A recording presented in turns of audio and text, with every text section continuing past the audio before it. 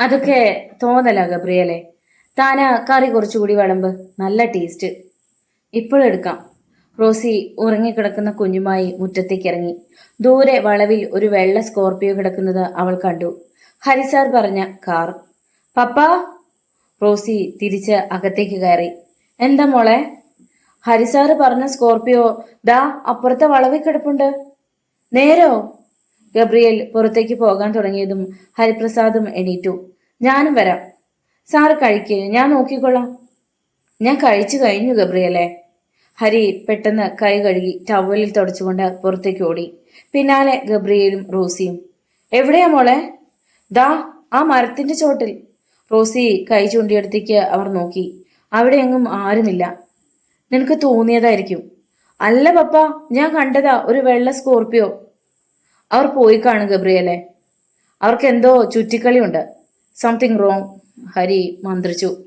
അയാൾ ഡൈനിങ് ഹാളിലേക്ക് ചെന്നപ്പോൾ ഇന്ദു എണീറ്റ് കൈ കഴുകുകയായിരുന്നു. കാറ് കണ്ടോ? ഇല്ല എന്തു, അവർ പോയി കളഞ്ഞു. എന്തോ പ്രശ്നമുണ്ട്. അവർ നമ്മളെ ഫോളോ ചെയ്യുകയാണോ എന്ന് എൻ്റെ സംശയം. എന്തിന്? നമ്മൾ എസ്റ്റേറ്റ് വാങ്ങാൻ പോകുന്നവരാണെന്ന് ഇവിടുത്തെ മിക്കവാറും ആളുകൾ അറിഞ്ഞു കഴിഞ്ഞു.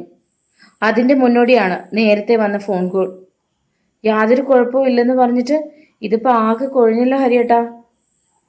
ഡോക്യുമെന്റ്സിലൊന്നും കുഴപ്പമില്ല. പിന്നെ ആളുകൾ പ്രശ്നമുണ്ടാക്കിയാൽ അതിനല്ലേ ഇവിടെ പോലീസ് ഉള്ളത്. പക്ഷേ എനിക്കെന്തോ ഒരു ഉൾഭയം പോലെ. നീ വെറുതെ ഭയക്കാനൊന്നും പോകണ്ട, അല്പം തമാശയോടെ ഹരി പറഞ്ഞു. തമാശകളെ ഹരിയേട്ടാ.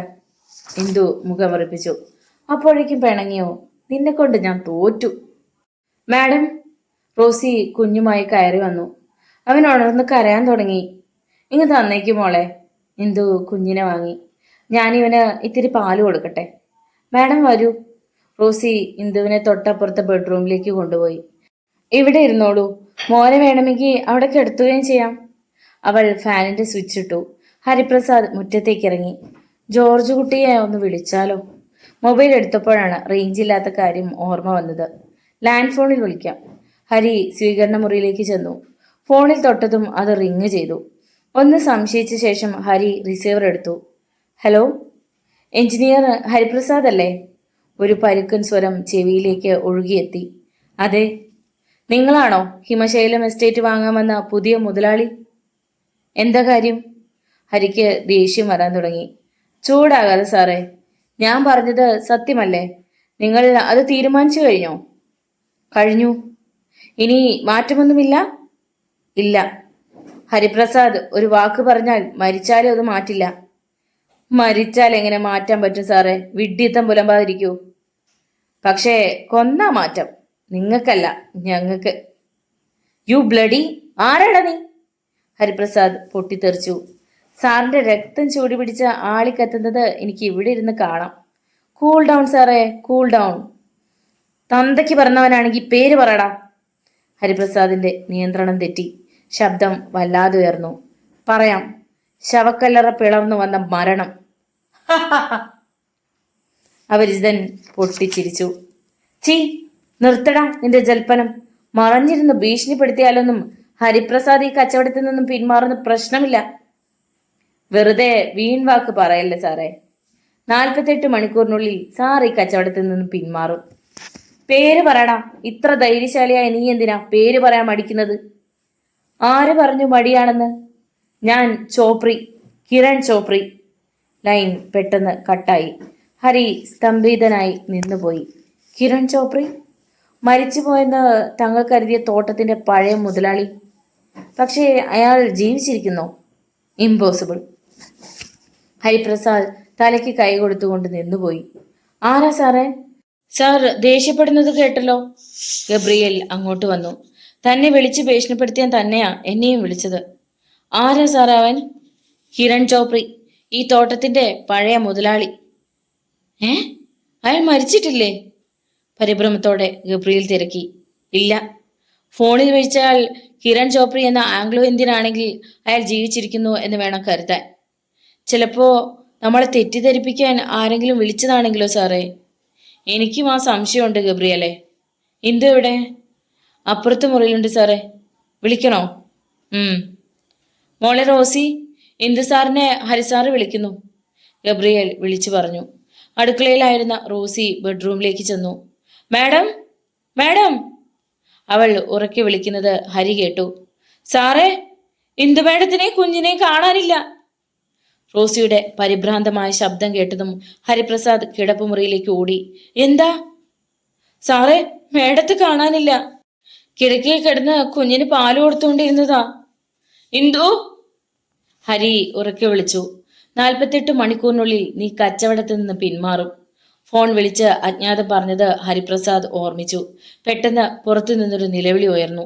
അത് ഗബ്രിയേലിന്റെ ശബ്ദമാണെന്ന് ഹരിപ്രസാദിന് തോന്നി. മുറ്റത്തു നിന്നാണ്. ഹരിപ്രസാദ് പുറത്തേക്ക് കുതിച്ചു. പപ്പാ! റോസിയുടെ ശബ്ദവും ഹരി കേട്ടു.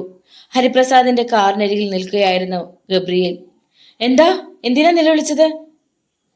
ഓടി വന്ന ഹരി ചോദിച്ചു. ഗബ്രിയേൽ കൈ ചൂണ്ടി. അപ്പോഴാണ് ഹരി ആ കാഴ്ച കണ്ടത്. കാറിന്റെ 4 ടയറും കുത്തി കീറിയിട്ടിരിക്കുന്നു. ആരാണ് ഈ കൊലച്ചതി ചെയ്തത്? അറിയില്ല സാറേ, ഞാൻ ഇന്ദു സാറിനെ നോക്കി വന്നപ്പോഴാണ് ഇത് കണ്ടത്, ഗബ്രിയേൽ പറഞ്ഞു. അപ്പോഴേക്കും റോസിയും അങ്ങോട്ടെത്തി. മോളെ, ഇന്ദു സാറിനെയും കുഞ്ഞിനെയും കണ്ടോ? ഇല്ല പപ്പ. നീ വേഗം പോയി നോക്കിയാട്ടെ. റോസി റോഡിലൂടെ താഴേക്കോടി. എന്തു ചെയ്യണമെന്നറിയാതെ സ്തംഭിച്ചു നിൽക്കുകയായിരുന്നു ഹരിപ്രസാദ്. ഇന്ന് വീട്ടിലേക്ക് മടങ്ങിപ്പോകാൻ കഴിയില്ലെന്ന് ഹരിക്ക് ഉറപ്പായിരുന്നു. ഈ രാത്രിയിൽ ബംഗ്ലാവിൽ താൻ വേണമെന്ന് ആരോ ആഗ്രഹിക്കുന്നുണ്ട്. ഒരുപക്ഷെ ഫോൺ വിളിച്ച കിരൺ ചോപ്രയായിരിക്കും അത്. ഒരു ഭീരുവിനെ പോലെ പിന്മാറുന്ന പ്രശ്നമില്ല. വീട്ടിൽ ഗോപാലേട്ടനും കല്യാണിയുണ്ട്. കുട്ടികളെ അവർ നോക്കിക്കൊള്ളും. റോസി ദൂരത്തു നിന്നേ ആ കാഴ്ച കണ്ടു. ഇന്ദുലേഖയും കുഞ്ഞും പാലത്തിൽ നിൽക്കുന്നു. അവർ ആശ്വാസത്തോടെ ഓടിച്ചെന്നു. മാഡം, ഇവിടെ ഉണ്ടായിരുന്നോ? ഞാനും സാറും എവിടെയൊക്കെ തിരിഞ്ഞു. മോൻ കരഞ്ഞപ്പോ പുറത്തിറങ്ങി. നടന്ന് ഇവിടം വരെ എത്തി. വരൂ മാഡം. റോസി കുഞ്ഞിനെടുത്തു. അവർ ബംഗ്ലാവിലേക്കുള്ള തിരിവിലെത്തിയതും ഹരിപ്രസാദും ഓടി വന്നു. ആളെ പേടിപ്പിച്ചു കളഞ്ഞല്ലോ എന്തു നീ, ഒരു ദീർഘനിശ്വാസത്തോടെ ഹരിപ്രസാദ് പറഞ്ഞു. ഞാൻ മാഡത്തോട് പറഞ്ഞതേ ഉള്ളൂ സാറേ. ഇന്ദു, ഇന്ന് നമുക്ക് മടങ്ങിപ്പോകാൻ സാധിക്കില്ല. അതെന്താ ഹരിയേട്ടാ? കാറിന്റെ 4 ടയറും ആരോ കുത്തി കീറിയിട്ടിരിക്കുന്നു. അയ്യോ, ഇനി എന്തു ചെയ്യും? രാവിലെ ടൗണിൽ പോയി ടയർ വാങ്ങി മെക്കാനിക്കിനെ കൂട്ടിക്കൊണ്ടുവരണം. കുട്ടികൾ സാരമില്ല, ഗോപാലേട്ടനും കല്യാണിയും ഉണ്ടല്ലോ. നീ വാ, സന്ധ്യയായി. ഇനി ഇവിടെ ചുറ്റിക്കറങ്ങുന്നത് അത്ര നല്ലതല്ല. ഇന്ന് നമ്മൾ ഇവിടുന്ന് പോകണ്ടെന്ന് ആരോ തീരുമാനിച്ചിട്ടുണ്ട്. എന്തു? അതാരാ ഹരിയേട്ടാ? അറിയില്ല, പക്ഷേ ഒന്നറിയാം. അവരാണ് കാറിന്റെ ടയറ് കുത്തിക്കീറി കളഞ്ഞത്. അവർ മൂവരും ബംഗ്ലാവിലെത്തി. ഹരിപ്രസാദ് ഗോപാലേട്ടനെ വിളിച്ച് വിവരം പറഞ്ഞു. മോളെ, നീ വീട്ടിൽ പോകണ്ട. മേഡത്തിന് കൂട്ടായിട്ട് ഇവിടെ വേണം, ഗബ്രിയേൽ പറഞ്ഞു. ശരി പപ്പ, റോസി സമ്മതിച്ചു. ഗബ്രിയേലും റോസിയും കൂടി രാത്രി ഭക്ഷണത്തിനുള്ള ഒരുക്കങ്ങൾ ആരംഭിച്ചു. കുഞ്ഞ് ഉറങ്ങി. ഇന്ദു അവനെ കിടക്കയിൽ കിടത്തി. നമുക്ക് ഈ സ്ഥലം വാങ്ങിക്കേണ്ട ഹരിയേട്ടാ, ഇന്ദു പറഞ്ഞു. എന്താ കാര്യം? നമ്മളിത് വാങ്ങിക്കുന്നത് ആർക്കൊക്കെയോ ഇഷ്ടമല്ല. അതുകൊണ്ടാണല്ലോ ഫോണിലൂടെ ഭീഷണിപ്പെടുത്തിയത്. അങ്ങനെ ഓലപ്പാമ്പ് കണ്ട് പേടിച്ച അതിനെ നേരം ഉണ്ടാവും ഇന്ദു. നീ വെറുതെ ഇരിക്കേ. ആ ബ്രോക്കർമാരെ ഒന്ന് വിളിക്കാൻ മേലായിരുന്നോ? ഞാൻ വിളിച്ച് കാര്യം സംസാരിച്ചു. ഇതൊക്കെ കച്ചവടങ്ങളിൽ സാധാരണയാണെന്നാണ് ജോർജൂട്ടി പറഞ്ഞത്. അതൊന്നും കാര്യമാക്കണ്ടെന്ന്. എന്തോ എനിക്ക് പേടി തോന്നുന്നു. നീ തൽക്കാലം അതേക്കുറിച്ചൊന്നും ചിന്തിച്ച് തല പുകയ്ക്കണ്ട. മോൻ്റെ അടുത്തേക്ക് ചെല്ല്. ഇന്ദു ഉറങ്ങിക്കിടക്കുന്ന കുഞ്ഞിൻ്റെ അടുത്തേക്ക് പോയി. രാത്രി ഭക്ഷണം കഴിഞ്ഞ് ഗബ്രിയേലും ഹരിപ്രസാദും സംസാരിച്ചുകൊണ്ടിരുന്നു. പെട്ടെന്ന് വാതിലിൽ ആരോ തട്ടി. ഗബ്രിയേൽ എണീറ്റ് ചെന്ന് വാതിൽ തുറന്നു. മുന്നിൽ മഴക്കോട്ട് ധരിച്ച് ഒരു ദീർഘകായൻ നിൽക്കുന്നു. ബോസ്, ഗബ്രിയേൽ അറിയാതെ മന്ത്രിച്ചു. എവിടെ അതിഥികൾ? അകത്തുണ്ട്. ഗബ്രിയേലിനൊപ്പം ആഗതൻ അകത്തേക്ക് കയറി. ഞാൻ പറഞ്ഞതുപോലെ ചെയ്തില്ലേ? ആഗതൻ ഗബ്രിയേലിനോട് മന്ത്രിച്ചു. ഉവ്വ് ബോസ്. അയാൾ സ്വീകരണ മുറിയിലേക്ക് ചെന്നു. Hello mister Hariprasad, good evening. ആഗതൻ പുഞ്ചിരിച്ചു. നിങ്ങൾ ആരാണ്? അയാളുടെ സംസാരവും ഭാവവും ഇഷ്ടപ്പെടാതെ ഹരിപ്രസാദ് തിരക്കി. ഞാൻ കിരൺ ചോപ്രി. നേരത്തെ താങ്കൾക്ക് ഫോൺ ചെയ്തത് ഞാനാണ്. അത് നിങ്ങളാണല്ലേ? ഇപ്പോ എന്തിനാണ് നേരിട്ട് വന്നത്? താങ്കളെ ഒന്ന് കാണാൻ. തീരുമാനത്തിന് മാറ്റം എന്തെങ്കിലും ഉണ്ടോ എന്നറിയാൻ. ഞാൻ പറഞ്ഞല്ലോ, ഹരിപ്രസാദിന് ഒരു വാക്കേ ഉള്ളൂ എന്ന്. മരിച്ചാലും അതിന് മാറ്റമില്ല. ഹരിപ്രസാദ് അക്ഷോഭ്യനായി നിലകൊണ്ടു. എങ്കിൽ അരമണിക്കൂറിനുള്ളിൽ നിങ്ങൾ മരിക്കും മിസ്റ്റർ ഹരിപ്രസാദ്. കിരൺ ചോപ്രി പൊട്ടിച്ചിരിച്ചു. എന്ത്? അതെ, നിങ്ങൾ കഴിച്ച ആഹാരത്തിൽ കൊടിയ വിഷം ചേർത്തിരുന്നു ഈ ഗബ്രിയേൽ. എന്റെ നിർദ്ദേശപ്രകാരം. തലയിൽ മഞ്ഞുമല പതിച്ചതുപോലെ ഹരിപ്രസാദ് മരവിച്ചിരുന്നു പോയി. ദുഷ്ട, ഞാൻ നിനക്ക് എന്തു ദ്രോഹം ചെയ്തു? ഹരിപ്രസാദിന്റെ തൊണ്ടയിടറി. ഈ എസ്റ്റേറ്റും ബംഗ്ലാവും എന്റേതായിരുന്നു. ഒരു ദിവസം എന്നെ ചതിച്ച് സലീം ഹാജി ഇത് സ്വന്തമാക്കി. പക്ഷേ ഞാൻ അടങ്ങിയിരുന്നില്ല. അവന്റെ മകൻ നാസർ റഹ്മാനെ എന്റെ ആളുകളെ വിട്ട് ഞാൻ കൊലപ്പെടുത്തി. ഒരാക്സിഡന്റ്. അതിൽ സൂപ്രണ്ട് ജയശങ്കറും വന്നു പെട്ടു. ഒടുവിൽ ഹാജി ഇത് വിൽക്കാൻ തീരുമാനിച്ചു. ഞാൻ തന്നെ അത് തിരിച്ചു പിടിക്കാൻ ശ്രമിക്കുന്നതിനിടയിലാണ് നിങ്ങൾ വന്ന് ചാടിയത്. നിങ്ങളെ ഇതിൽ നിന്ന് പിന്തിരിപ്പിക്കാൻ ശ്രമിച്ച ഞാൻ പരാജയപ്പെട്ടു. ഒടുവിൽ ഞാൻ ആ തീരുമാനത്തിൽ എത്തിച്ചേർന്നു. നിന്റെ മരണം. ഗബ്രിയേലാണ് എന്റെ നിർദ്ദേശപ്രകാരം കാറിന്റെ ടയർ കുത്തി കീറിയത്. എടാ ദ്രോഹി! ഹരി ചാടി എണീറ്റ് ഗബ്രിയേലിന്റെ കഴുത്തിൽ കുത്തിപ്പിടിച്ചു. ഒന്നും അറിയാത്തവനെ പോലെ നീ അഭിനയിക്കുകയായിരുന്നു അല്ലേ? പെട്ടെന്ന് കിരൺ ചോപ്രയുടെ കയ്യിൽ ഒരു കഠാര പ്രത്യക്ഷപ്പെട്ടു. Sorry sir. കഠാര ഹരിപ്രസാദിന്റെ വാരിയലിൽ പിടിവരെ കയറിപ്പോയി. ആ സമയം ഇന്ദുലേഖ ഒന്ന് പിടഞ്ഞു. മൂക്കിൽ നിന്നും വായിൽ നിന്നും രക്തം വന്നു. ആ ശരീരം നിശ്ചലമായി. ആ മുറിയിലെ സംസാരം കേട്ടുകൊണ്ട് നിന്ന റോസി ഓടി വന്നു. പപ്പ, അരുത്! പക്ഷെ അപ്പോഴേക്കും ഹരിപ്രസാദ് മരിച്ചു കഴിഞ്ഞിരുന്നു. ദുഷ്ട, നിന്നെ ഞാൻ! ആ പാവം സാറും മേഡവും എന്തു തെറ്റ് ചെയ്തു? റോസി കിരൺ ചോപ്രയെ കടന്നു പിടിച്ചു. മോളെ, ബോസിനെ വിട്. അത് നിന്റെ ഡാഡിയാണ്. ഞാൻ നിന്റെ വളർത്തച്ഛനാണ്. അത് കേട്ട് റോസി ഞെട്ടിപ്പോയി. പെട്ടെന്ന് അവളും കുഴഞ്ഞു വീണു. മോളെ! ഗബ്രിയേൽ ഓടി വന്നു. താൻ ചതിച്ചല്ലോടോ! കിരൺ ചോപ്രി സ്തംഭിച്ചു നിന്നു. അവളുടെ വായിൽ നിന്നും മൂക്കിൽ നിന്നും കൊഴുത്ത രക്തം പുറത്തേക്കൊഴുകി. മോളെ! ഗബ്രിയേൽ നിലവിളിച്ചു. വേണ്ട, അങ്ങനെ വിളിക്കണ്ട. അടുത്തൊരു ജന്മം ഉണ്ടെങ്കിൽ ഞാൻ എന്നെ പകരം ചെയ്യും. റോസിയുടെ കണ്ണ് എന്നേക്കുമായി അടഞ്ഞു. ഹോ, ടെറിബിൾ! കഥ കേട്ടുകൊണ്ടിരുന്ന രവിവർമ്മ റോസിയുടെ മുഖത്ത് നിന്നും കണ്ണെടുക്കാതെ പറഞ്ഞു. എന്നിട്ട്? ഗബ്രിയേലിനെ പോലീസ് കൊണ്ടുപോയി. വധശിക്ഷ തന്നെ കിട്ടി. കിരൺ ചോപ്രി അയാളെ തിരിഞ്ഞു നോക്കിയില്ല. മരിച്ചതിന്റെ 41-ാം നാൾ റോസി തന്റെ പ്രതികാരം ആരംഭിച്ചു. ആദ്യം കിരൺ ചോപ്രയെ കൊന്നു കൊല വിളിച്ചു. അവളുടെ ശല്യം കൂടിയതോടെ ആരും ഈ ബംഗ്ലാവിലേക്ക് വരാതായി, പകലുപോലും. അപ്പോൾ നിക്കോളാസ്, അയാൾ ഗബ്രിയേലിന്റെ യഥാർത്ഥ മകൻ. അവനെ തേടി റോസി ചെന്നു. പക്ഷേ അവൻ ഒരു മന്ത്രവാദിയെ കണ്ട് രക്ഷ വാങ്ങി അരയിൽ കെട്ടി. അതുകൊണ്ടവൻ ആ ദുരാത്മാവിൽ നിന്നും തൽക്കാലം രക്ഷപ്പെട്ടു. അപ്പോ റോസിക്ക് തനിച്ചിവിടെ വരാൻ പേടിയില്ലേ? ഇല്ല സാറേ, എൻ്റെ പേരും റോസി എന്നായതുകൊണ്ട് പ്രേതം എന്നെ ഒന്നും ചെയ്യില്ല. അവൾ പൊട്ടിച്ചിരിച്ചു. കൊള്ളാം, നല്ല കഥ, അയാൾ പറഞ്ഞു. കഥയല്ല സാറേ, യഥാർത്ഥ സംഭവമാണ്. കൃത്യമായി പറഞ്ഞാൽ 10 കൊല്ലം മുമ്പാണ് ഈ സംഭവങ്ങൾ നടന്നത്. അപ്പോൾ ഹരിപ്രസാദിന്റെ കുട്ടികൾ? അയാളുടെ അനുജൻ അശോകിന്റെ കൂടെയുണ്ട്. തിരക്കഥാകൃത്ത് അശോക്. സാറിനോട് ഈ സ്ഥലത്തെക്കുറിച്ച് പറഞ്ഞത് നിക്കോളാസുമായി ബന്ധപ്പെടുത്തി തന്നയാൾ. മൈ ഗോഡ്, അശോക് ഇതുവരെ എന്നോട് ഇങ്ങനെയൊരു കാര്യത്തെക്കുറിച്ച് പറഞ്ഞിട്ടേ ഇല്ല. സ്വന്തം ചേട്ടനുണ്ടായ ദുരന്തം ആരും അറിയുന്നത് അയാൾക്ക് ഇഷ്ടമുണ്ടാവില്ല. സാറേ, സീരിയലിന് ഈ കഥ പറ്റുമോ? തീർച്ചയായും. എൻ്റെ ചില കോൺട്രിബ്യൂഷൻസും കൂടി ചേർന്ന പുതുമയുള്ള ഒരു പ്രേതകഥയായി ഇതിനെ മാറ്റാം. ഞാനൊരു കാര്യം ചോദിക്കട്ടെ? ചോദിച്ചോ സാറേ. റോസിക്ക് ഈ കഥയിലെ നായിക റോസിയായി അഭിനയിക്കാൻ സാധിക്കുമോ? ഞാൻ പെട്ടെന്ന് എങ്ങനെ മറുപടി പറയും സാറേ? പതുക്കെ മതി. ഞാൻ എഴുത്ത് കഴിഞ്ഞ് പോകുന്നതിന് മുമ്പ് പറഞ്ഞാൽ മതി. അവളൊന്ന് പുഞ്ചിരിച്ചു.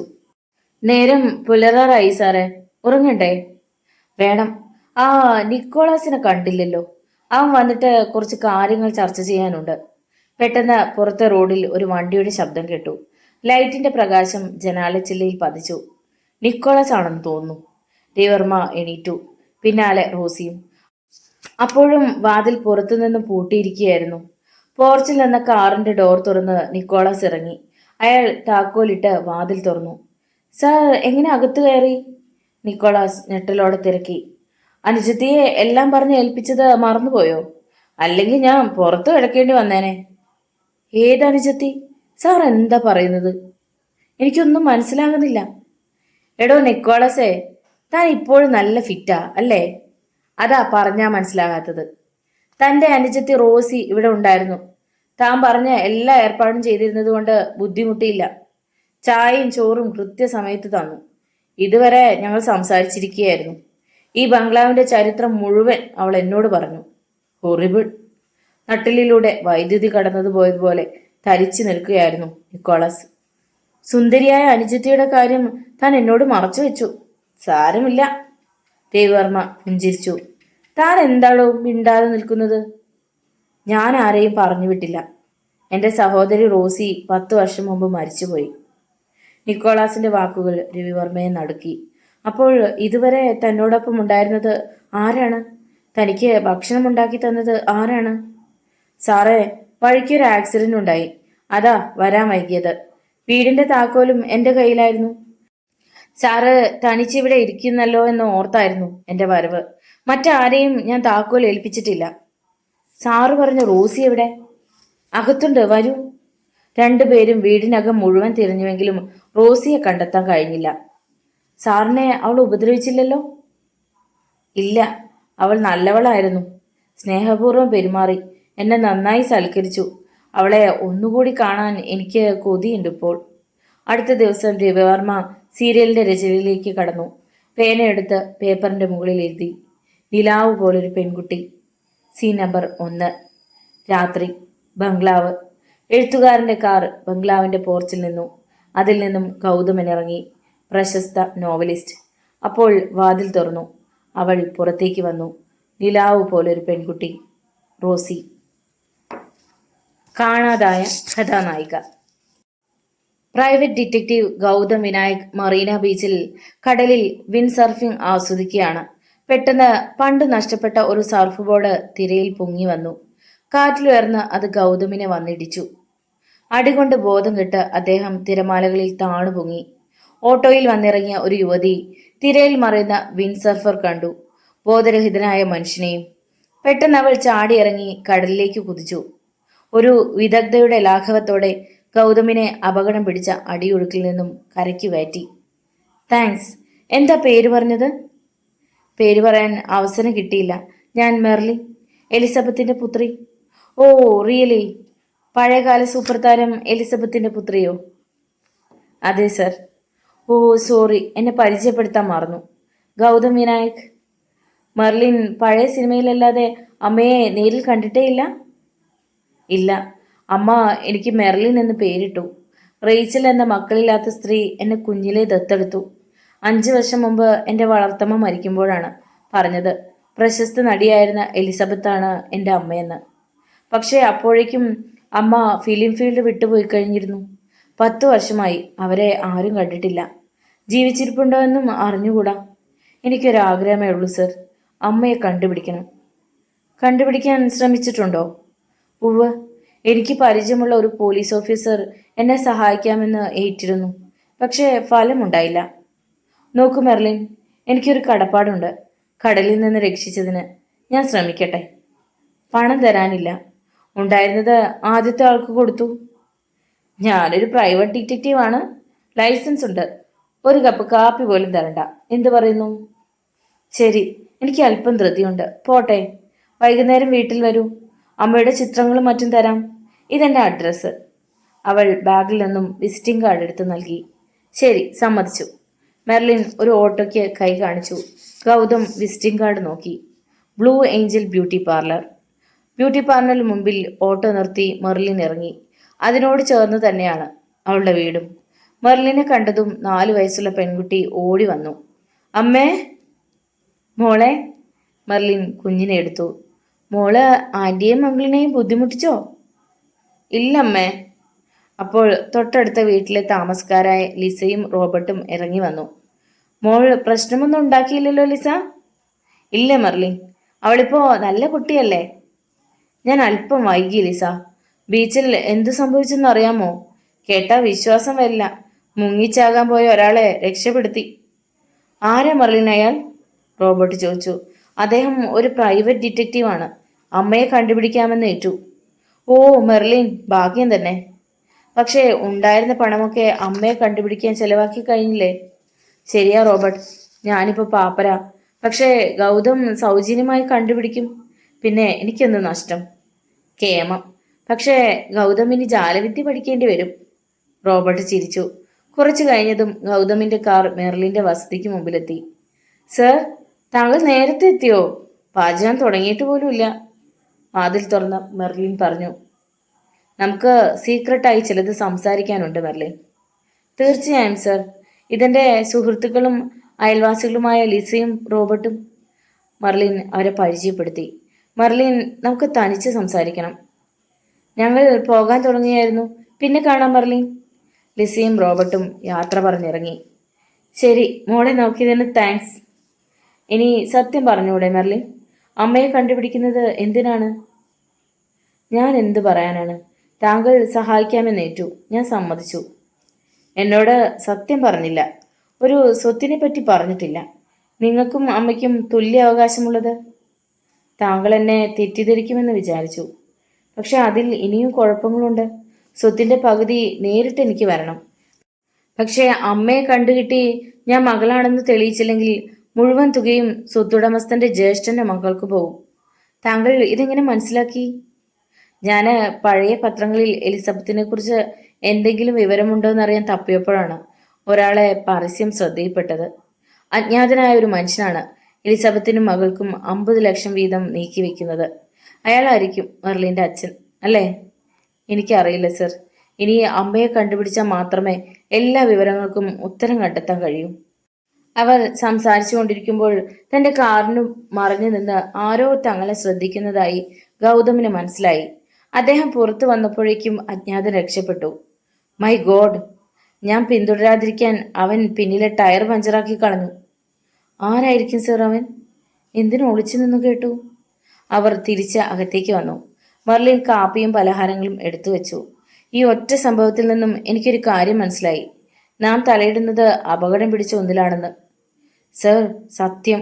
ഇനി ഞാനൊന്നും ഒളിച്ചു വെക്കില്ല. ഗൗതം മെർലിന്റെ വസതിയിൽ നിന്ന് തിരിച്ചു പോരുമ്പോൾ താൻ പിടിച്ചത് പുലുവാലാണെന്ന് അദ്ദേഹത്തിന് തോന്നി. ഗൗതം പല ദിവസങ്ങളിൽ ഫിലിം ഫീൽഡിൽ എലിസബത്തുമായി ബന്ധമുണ്ടായിരുന്ന പലരുമായി സംസാരിച്ചു. അവരെ കാണാതായതിന്റെ രഹസ്യം കണ്ടുപിടിക്കാൻ. കിട്ടാവുന്ന പഴയ പത്രങ്ങൾ, മാസികകൾ ഒക്കെ സംഘടിപ്പിച്ച് വായിച്ചു നോക്കി. എലിസബത്ത് അഭിനയിച്ച പഴയ കുറെ സിനിമകൾ കണ്ടു. അതിൽ മരണശയ്യ എന്ന സിനിമയിൽ എലിസബത്ത് അഭിനയിച്ച രംഗം ഗൗതം 1-2 ആവർത്തി കണ്ടു. ഭർത്താവിന്റെ കല്ലറയ്ക്ക് സമീപം നിൽക്കുന്ന എലിസബത്തിന്റെ കഥാപാത്രം അച്ഛനോട് ഇങ്ങനെ പറയുന്നുണ്ട്. ഈ ഭൂമിക്ക് വേണ്ടിയാണ് അച്ഛാ എൻ്റെ സോളമ്മ മരിച്ചത്. ഞാൻ ഇവിടെ വസിക്കും. എൻ്റെ ശേഷകാലം ഈ ഭൂമിയിൽ നിന്ന് ആരും എന്നെ തുരത്തില്ല. ശേഷകാലം. ഗൗതം ഉരുവിട്ടു. പിന്നീട് ഗൗതം എലിസബത്തിന്റെ അച്ഛനായി അഭിനയിച്ച നടൻ മാധവൻ നായരെ കണ്ടെത്തി. വൃദ്ധനായ അദ്ദേഹം രോഗശയ്യയിലാണ്. മാധവൻ സാറിനെ കാണണം. ഇവിടെയാണ് താമസിക്കുന്നതെന്ന് അറിഞ്ഞു.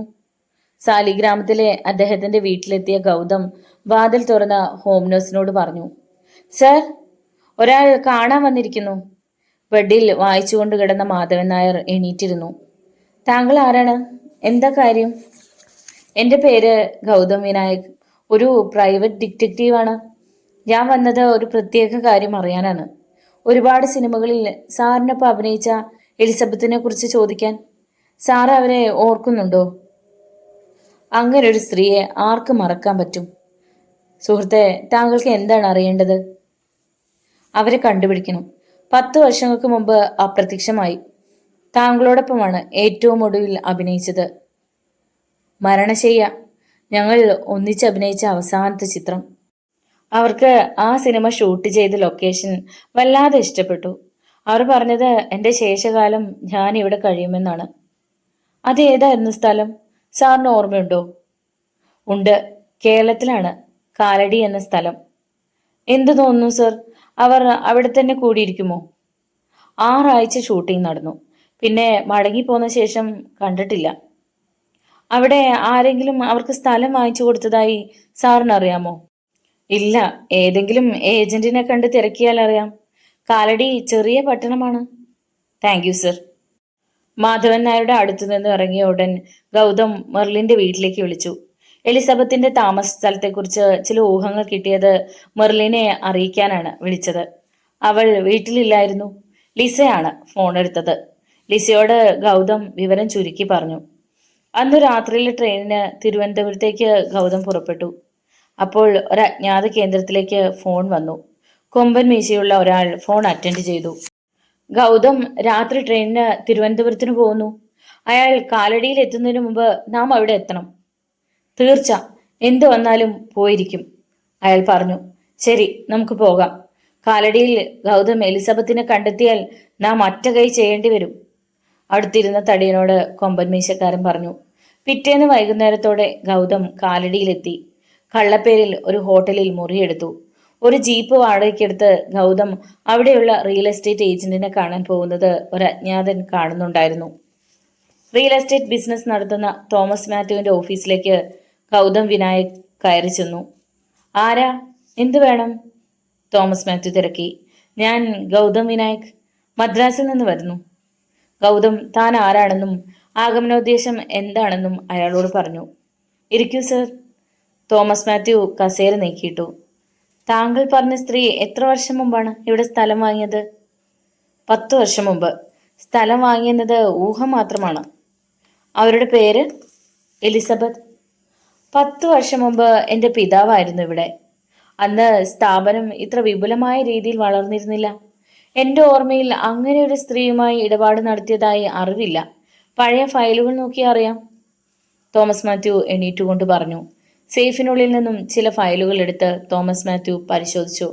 ഇല്ല, അങ്ങനെ ഒരു സ്ത്രീയുമായി സ്ഥലമിടപാടുകൾ നടത്തിയതിൻ്റെ യാതൊരുവിധ റെക്കോർഡും ഇവിടെ ഇല്ല. വേറെ പേരിൽ വാങ്ങിയിരിക്കുമോ? അതെങ്ങനെ നമുക്ക് മനസ്സിലാക്കാൻ പറ്റും? ഗൗതം പോക്കറ്റിൽ നിന്നും 2 ഫോട്ടോഗ്രാഫുകൾ എടുത്ത് തോമസ് മാത്യുവിന് കൊടുത്തു. ഈ ചിത്രത്തിൽ കാണുന്ന സ്ത്രീകളെ ഇതിനു മുമ്പ് കണ്ടിട്ടുണ്ടോ? ഗൗതം തിരക്കി. തോമസ് മാത്യു ഫോട്ടോ സൂക്ഷിച്ചു നോക്കി. ഇവരാണോ താങ്കൾ പറഞ്ഞ എലിസബത്ത്? അതെ, ഇത് അവരുടെ ചെറുപ്പകാലത്തെ ഫോട്ടോകളാണ്. കുറച്ച് അകലെയായി 2 സ്ത്രീകൾ തനിച്ച് താമസിക്കുന്നുണ്ട്. സിനിമയ്ക്ക് വേണ്ടി പണിത പട്ടണത്തിനടുത്ത്. അതിൽ ഇളയ സ്ത്രീ എൻ്റെ പിതാവിൽ നിന്ന് 10 കൊല്ലം മുമ്പ് സ്ഥലമായിട്ടുണ്ട്. സെലീന വില്യംസ് എന്നൊരു വൃദ്ധ. പക്ഷേ ഈ ഫോട്ടോയുമായി യാതൊരു ബന്ധവുമില്ല. ഒരു വൃദ്ധയോ? അതെ, ഏതാണ്ട് 50 വയസ്സ് കാണും.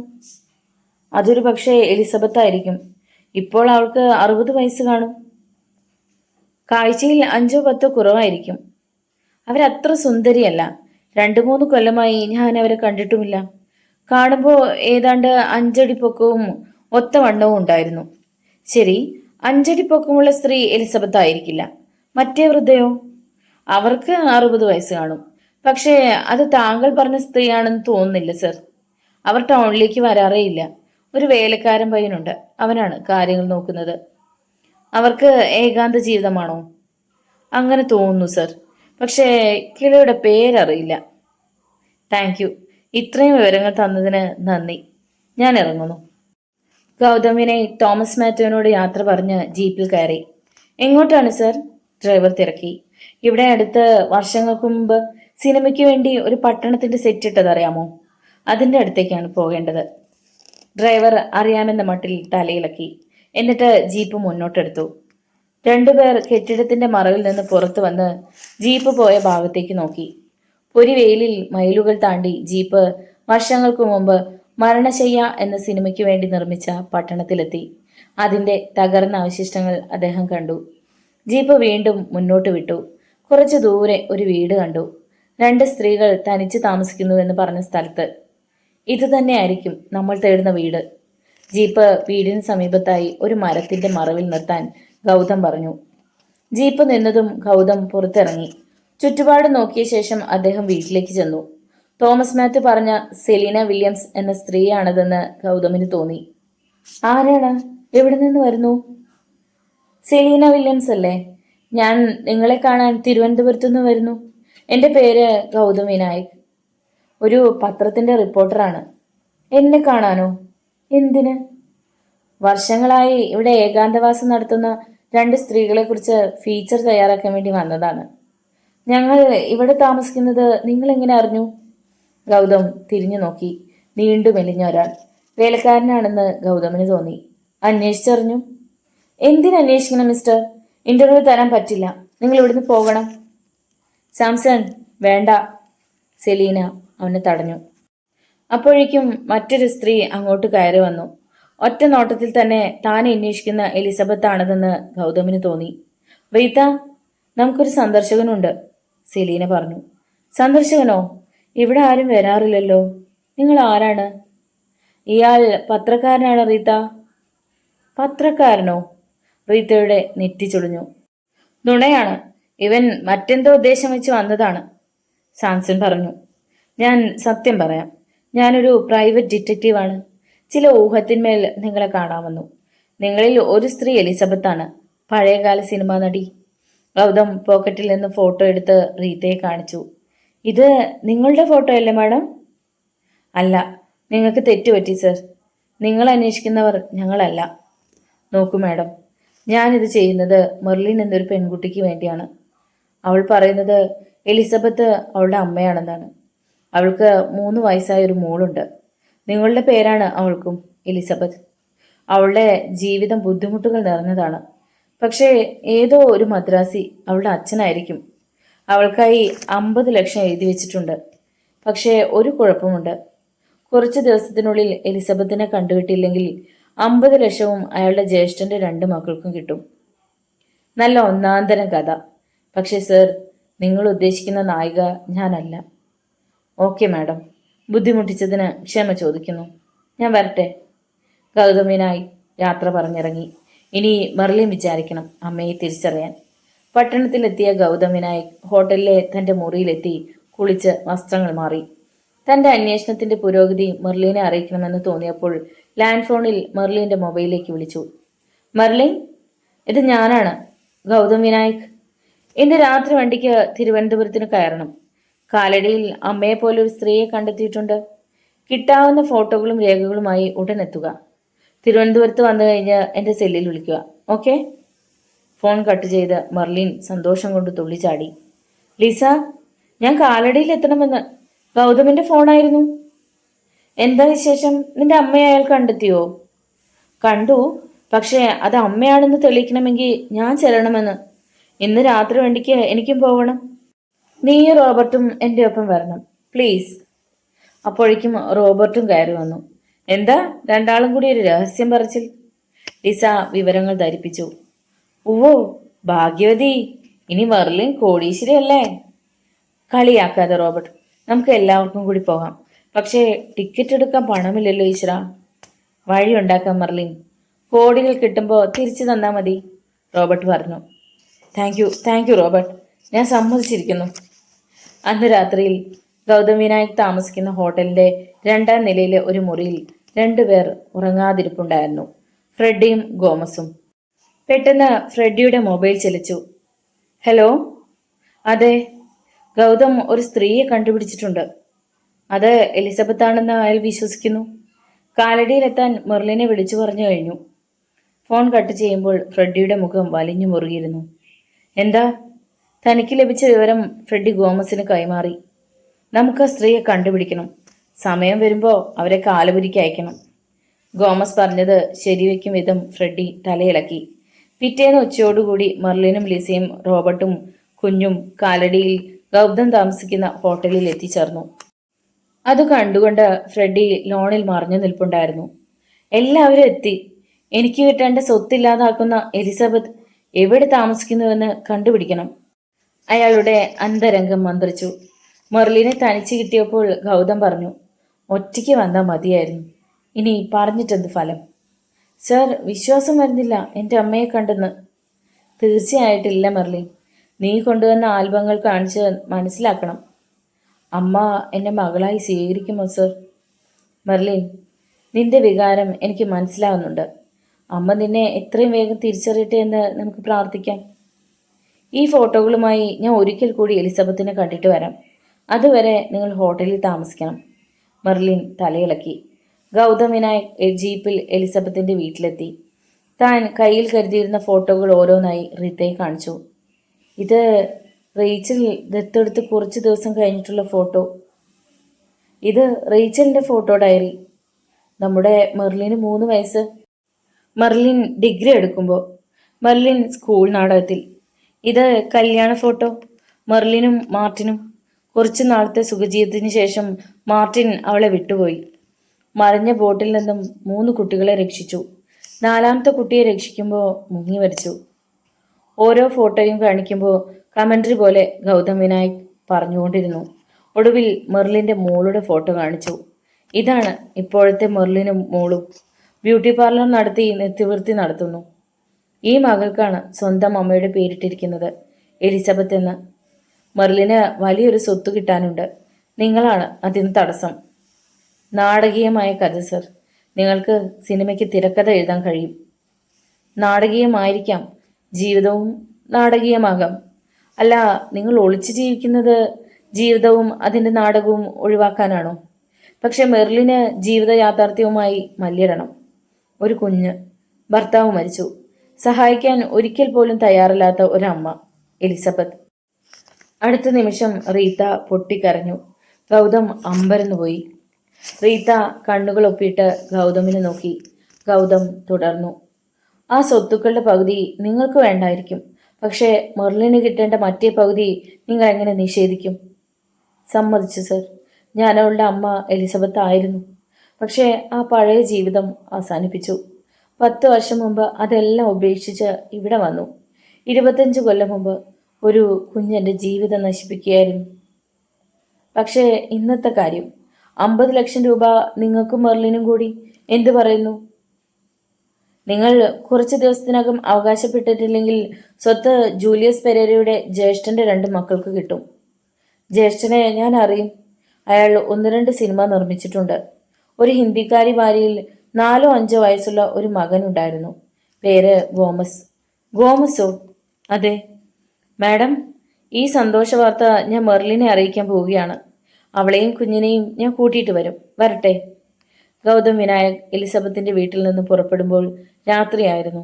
ജീപ്പ് ഒരു വളവ് തിരിഞ്ഞതും മറ്റൊരു ജീപ്പ് എലിസബത്തിന്റെ വീട് ലക്ഷ്യമാക്കി പാഞ്ഞു പോകുന്നത് കണ്ടു. അത് മെർലിന്റെ അച്ഛന്റെ ജ്യേഷ്ഠന്റെ മക്കളായിരിക്കും. അവരായിരിക്കും രഹസ്യമറിയാൻ എൻ്റെ പിന്നാലെ കൂടിയത്. അവർ എലിസബത്തിന്റെ വീട്ടിലേക്ക് പോകാൻ ഒറ്റ കാരണമേ ഉള്ളൂ. പക്ഷേ എലിസബത്തിന്റെ വീടിനെ കുറിച്ച് അവരെങ്ങനെ അറിഞ്ഞു? ഞാൻ പറഞ്ഞത് മെർലിനോട് മാത്രം. മെർലിൻ ആരോടും പറഞ്ഞിട്ടില്ല. ഒരുപക്ഷെ ലിസയ്ക്കും റോബർട്ടിനും ഇതിൽ കൈയുണ്ടാവുമോ? ജീപ്പ് തിരിച്ചു ചെന്ന് അവരുടെ ഉദ്ദേശം മനസ്സിലാക്കണം. ഡ്രൈവർ ജീപ്പ് തിരിച്ചു വിട്ടു. കുറച്ചു ദൂരം ചെന്നതും മുന്നോട്ട് പോയ ജീപ്പ് നിർത്തിയിട്ടിരിക്കുന്നത് ഗൗതം കണ്ടു. ജീപ്പിന്റെ ശബ്ദം എലിസബത്ത് കേൾക്കാതിരിക്കാനാണ് വണ്ടി ഇവിടെ ഇട്ടിട്ട് അവർ നടന്നുപോയത്. ഗൗതം ജീപ്പിൽ നിന്നിറങ്ങി വീട് ലക്ഷ്യമാക്കി നടന്നു. വീടിനുള്ളിൽ നല്ല ഇരുട്ടായിരുന്നു. പുറത്ത് വിളറിയ നിലാവും. ഗൗതം വീടിന് മുമ്പിലെത്തി. ഫ്രണ്ട് ഡോർ തുറന്നു കിടന്നിരുന്നു. ശബ്ദമുണ്ടാക്കാതെ അദ്ദേഹം അകത്തേക്ക് കയറി. ഇരുണ്ട മുറിയിൽ കൂടി സ്റ്റെപ്പുകൾ കയറി. പിന്നാലെ ഒരു വടിയുമായി വേലക്കാരൻ സാംസൺ തന്റെ പിന്നാലെ നീങ്ങുന്നത് ഗൗതം അറിഞ്ഞില്ല. ഗൗതം എലിസബത്തിന്റെ കിടപ്പറയിൽ കടന്നു. അതിനുള്ളിൽ ഒരു നിഴൽ ചലിച്ചു. അയാൾ ഒരു തലേണ എടുത്ത് ഉറങ്ങിക്കിടക്കുന്ന എലിസബത്തിന്റെ മുഖത്ത് അമർത്തി. അനങ്ങാതെ ഗൗതം റിവോൾവർ വലിച്ചെടുത്തു. അനങ്ങരുത്! ഗൗതം അവനെ തന്റെ കരവലയത്തിലാക്കി തലയ്ക്ക് പിന്നിൽ തോക്കുമുട്ടിച്ചു. ആ സമയത്ത് താഴെ ഹാളിൽ സെലീന വില്യംസ് ശബ്ദം കേട്ട് എണീറ്റു വന്നു. മിണ്ടരുതെന്ന് സാംസൺ ആംഗ്യം കാണിച്ചു. ഗൗതമിന് പിന്നിലെത്തിയ സാംസൺ വടി ഉയർത്തി. അടി കൊണ്ടത് തോക്കിന്. തോക്ക് തെറിച്ചതും അപരിചിതൻ ഗൗതമിനെ കുതറിച്ച് ഓടി പുറത്തു ചാടി. ശബ്ദം കേട്ട് എലിസബത്ത് ഉണർന്നു. ഞാൻ അവനെ പിടിക്കാം, ആരും ഇടപെടേണ്ട. കൈ തിരുമ്മിക്കൊണ്ട് ഗൗതം താഴേക്ക് ഓടി. അപ്പോൾ വീടിന്റെ പിൻഭാഗത്തു നിന്ന് വേറൊരുത്തം കൂടി ഓടിപ്പോകുന്നത് ഗൗതം കണ്ടു. 2 പേർ പ്ലാൻ ചെയ്തു വന്നതാണല്ലേ? അവർ ജീപ്പിൽ കയറി ഓടിച്ചു പോയി. ഞാനും വരുന്നു. അവരാരാണെന്ന് എനിക്കറിയണം. എലിസബത്ത് ഡ്രസ് മാറ്റി ഗൗതമിന്റെ ഒപ്പം എത്തി. ഗൗതം ജീപ്പിൽ കയറി. എലിസബത്തും. ആ ജീപ്പിന് പിന്നാലെ പോകണം. ഗൗതം ഡ്രൈവർക്ക് നിർദ്ദേശം കൊടുത്തു. ജീപ്പ് ഇരുട്ടിന്റെ മാറിലൂടെ കുതിച്ചു പാഞ്ഞു. അതാ അവർ 10 കൊല്ലം മുമ്പ് എൻ്റെ സിനിമയ്ക്ക് വേണ്ടി നിർമ്മിച്ച ലൊക്കേഷനിൽ. ദൂരെ ജീപ്പ് കണ്ട് എലിസബത്ത് പറഞ്ഞു. ദ്രവിച്ചു നിൽക്കുന്ന സൈൻ ബോർഡിൽ അവരുടെ ജീപ്പ് ഇടിച്ചു. അത് റോഡ് ബ്ലോക്കായി മറിഞ്ഞു വീണു. അതെടുത്തു മാറ്റാൻ ഫ്രെഡിയും ഗോമസും കുറേ ബുദ്ധിമുട്ടി. നമുക്കവരെ തടയണം. അതിനൊരു വഴിയേ ഉള്ളൂ. ജീപ്പിൽ തിരിച്ചു കയറിയ ഗോമസ് പറഞ്ഞു. എന്താണത്? ഫ്രെഡി തിരക്കി. പിടിച്ചിരുന്നോ? ഗോമസ് ജീപ്പ് ഗൗതമിന്റെ ജീപ്പിന് നേരെ പായിച്ചു. ഗൗതമിന്റെ ജീപ്പിന്റെ സൈഡിൽ അവർ ജീപ്പ് കൊണ്ടുവന്ന് ഇടിച്ചു. അവരെ വെടിവെക്കാനും പറ്റുന്നില്ല മാഡം, ഗൗതം പറഞ്ഞു. ഗോമസ് 1-2 പ്രാവശ്യം കൂടി ജീപ്പ് ഇടിപ്പിച്ചു. ഗൗതമിന്റെ ഡ്രൈവർ വിദഗ്ധമായി ജീപ്പ് ഓടിച്ചുകൊണ്ടിരുന്നു. പരസ്പരം ഇടിച്ചുകൊണ്ട് പഴയ കെട്ടിടങ്ങൾക്കിടയിലൂടെ ജീപ്പുകൾ കുതിച്ചു. ജനവാസമില്ലാത്ത കെട്ടിടങ്ങളിൽ 100 കണക്കിന് കാട്ടുപൂച്ചകൾ പാർക്കുന്നുണ്ട്. ബഹളം കേട്ട് എല്ലാം ഉണർന്ന് കലപില കൂട്ടി അങ്ങോട്ടും ഇങ്ങോട്ടും ഓടാൻ തുടങ്ങി. പെട്ടെന്ന് ഒരു കാട്ടുപൂച്ചക്കുഞ്ഞ് വഴിയിലേക്ക് വിരണ്ടോടി. ഗോമസിന്റെ ജീപ്പിന് മുന്നിൽ പൂച്ചക്കുഞ്ഞ് പിടഞ്ഞു ചത്തു. കോപം കൊണ്ട് ജ്വലിച്ച തള്ളപ്പൂച്ച അമറിക്കൊണ്ട് ജീപ്പിന്റെ തട്ടിലേക്ക് എടുത്തു ചാടി. വലിയൊരു കരിമ്പുലിയുടെ വലിപ്പമുണ്ടായിരുന്നു അതിന്. അത് ഫ്രെഡിയെ ആക്രമിച്ചു. ആ കാഴ്ച കണ്ട് എലിസബത്ത് നിലവിളിച്ചു. ഗോമസ് പുറത്ത് ചാടി ഓടി. പിന്നാലെ എതിർവശത്തേക്ക് വന്ന ഗൗതമിന്റെ കയ്യിലാണ് ഗോമസ് വന്നു കയറിയത്. കിട്ടിയടാ, റിവോൾവർ എടുത്തുകൊണ്ട് ഗൗതം പറഞ്ഞു. ഗൗതം അവന്റെ കൈകൾ പിന്നിലാക്കി ബന്ധിച്ച് ജീപ്പിൽ കയറ്റി. ജീപ്പ് നേരെ എലിസബത്തിന്റെ വീട്ടിലേക്ക് വിട്ടു. അവിടെ കൊണ്ടുചെന്ന് ഗോമസിനെ തൂണോട് ചേർത്ത് ബന്ധിച്ചു നിർത്തി. ആ രാത്രി ആരും ഉറങ്ങിയില്ല. ആ മദ്രാസികൾ എന്നെ കൊല്ലാതെ നിങ്ങൾ രക്ഷിച്ചു. ഇനി എന്താണ് അടുത്ത പരിപാടി? നേരം വെളുക്കട്ടെ. മദ്രാസിൽ എൻ്റെ ഒരു സ്നേഹിതൻ പോലീസുണ്ട്. ഫോൺ ചെയ്ത് ചിലത് അറിയണം. അപ്പോൾ സാംസൺ ഗോമസിന് കാവൽ നിൽക്കുകയായിരുന്നു. രാവിലെ തന്നെ ഗൗതം വിനായക് മദ്രാസിലുള്ള തന്റെ സുഹൃത്ത് കമ്മീഷണർ ഷൺമുഖത്തെ വിളിച്ച് കോടീശ്വരനായ ജൂലിയസ് പെരേരയുടെ കുടുംബത്തെക്കുറിച്ച് കിട്ടാവുന്ന വിവരങ്ങൾ ശേഖരിക്കാൻ പറഞ്ഞു. നമുക്ക് മെർലിനെ വരുത്താം മാഡം. ഈ കാര്യങ്ങളൊക്കെ ശരിയാക്കാം. ശരി സർ. 25 കൊല്ലത്തിനുള്ളിൽ ആദ്യമായി മകളെ നേരിൽ കാണുക. വിചിത്രമായ അനുഭവം തന്നെ. എലിസബത്ത് നെടുവീർപ്പിട്ടു. ഉടൻ തന്നെ ഗൗതം ഹോട്ടലിൽ താമസിക്കുന്ന മെർലിന്റെ മൊബൈലിലേക്ക് വിളിച്ചു. അവൾക്ക് കേട്ട വിവരം വിശ്വസിക്കാൻ കഴിഞ്ഞില്ല. സർ, ഇത് സത്യമാണോ? എൻ്റെ അമ്മയെ കണ്ടോ? നിങ്ങളൊരു മജിഷ്യൻ തന്നെ. എനിക്ക് എപ്പോ എൻ്റെ അമ്മയെ കാണാം? അത് പറയൂ സർ. ഉടൻ ഇങ്ങ് വരാമോ കുഞ്ഞിനെയും കൊണ്ട്? ലിസയും റോബർട്ടും കൂടെ പോന്നോട്ടെ. ഒരു ടാക്സി വിളിച്ചോ? ഗൗതം വരേണ്ട വഴി കൃത്യമായി പറഞ്ഞു കൊടുത്തു. എലിസബത്ത് പോലീസിൽ വിളിച്ചു പറഞ്ഞതനുസരിച്ച് ഒരു ഇൻസ്പെക്ടറും 3-4 പോലീസുകാരും വന്ന് ഗോമസിനെ അറസ്റ്റ് ചെയ്തു. SI ബഷീറുമായി ഗൗതം പരിചയപ്പെട്ടു. ഗൗതമിന്റെ മുന്നിൽ വെച്ച് തന്നെ SI അയാളെ ചോദ്യം ചെയ്തുകൊണ്ടിരുന്നപ്പോൾ മദ്രാസിന്ന് ഷൺമുഖം ഗൗതമിനെ വിളിച്ചു. ഗൗതം, ജൂലിയസ് പെരേരയുടെ വിവരം കിട്ടിയിട്ടുണ്ട്. അയാൾ ആദ്യം കല്യാണം കഴിച്ചത് ഒരു അമേരിക്കക്കാരിയായിരുന്നു. 12 വർഷം കഴിഞ്ഞപ്പോൾ വിവാഹമോചനം നടത്തി. അവർക്ക് 2 കുട്ടികൾ, ഫ്രെഡിയും റോബർട്ടും. അമ്മയും ഇളയ മകനും കുറച്ചുകാലം അമേരിക്കയിലായിരുന്നു.